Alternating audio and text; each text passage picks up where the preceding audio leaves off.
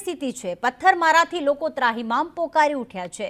વાત છે અમદાવાદના માધુપુરા વિસ્તારની કે જ્યાં ગઈકાલે રાત્રે માત્ર નજીવી બાબતે બે કોમ આમને સામને આવી ગયા અને 10 થી વધુ વાહનોમાં પથ્થરમારો કર્યો, તોડફોડ કરી।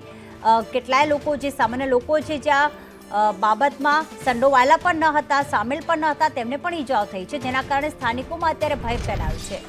જવાબદાર લોકો સામે કાર્યવાહી થાય તેવી સ્થાનિકોની માંગ છે। સામાન્ય બાબતમાં માત્ર બાઇક બરાબર ચલાવવાની બાબતમાં પહેલા બોલાચાલી થઈ, ત્યારબાદ બે કોમ આમને સામને આવી ગયા અને પથ્થરમારો થતા લોકોમાં ભય ફેલાયો છે।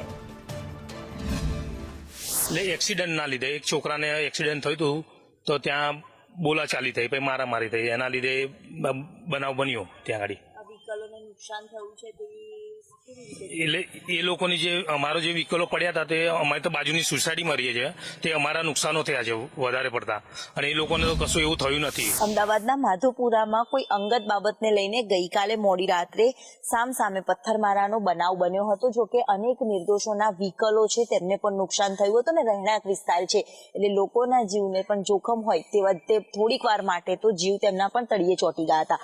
જ્યાં કાયદો અને વ્યવસ્થાની જે વાત કરવામાં આવે છે, જ્યાં પોલીસ પેટ્રોલિંગની પણ જે વાત કરવામાં આવે છે, જ્યારે અહીંયા સ્થાનિક પોલીસ છે તે સ્થળ ઉપર પહોંચીને મામલો છે તે થાળે પાડવાનો પ્રયાસ કર્યો હતો। અહીંયા પણ જે હાલ સ્થાનિક પોલીસ છે જે સતત પેટ્રોલિંગમાં પણ જોવા મળી રહી છે। ગઈકાલે કોઈ બાબતને લઈને બનાવ બન્યો હતો ત્યારે જે લોકોના વાહનોને નુકસાન થયું છે તે વાહનના માલિક આપણી સાથે છે, એમની સાથે જ વાત કરીએ।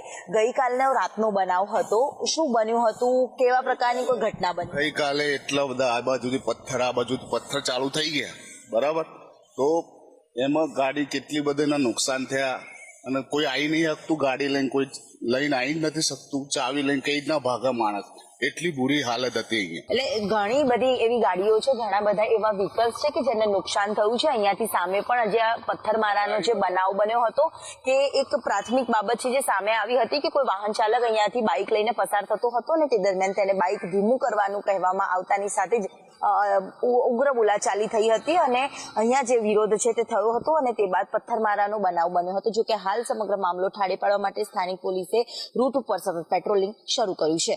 કેમેરામેન સંદીપ રાઠોડ સાથે દિવ્યા ચૌહાણ, સંદેશ ન્યૂઝ, અમદાવાદ।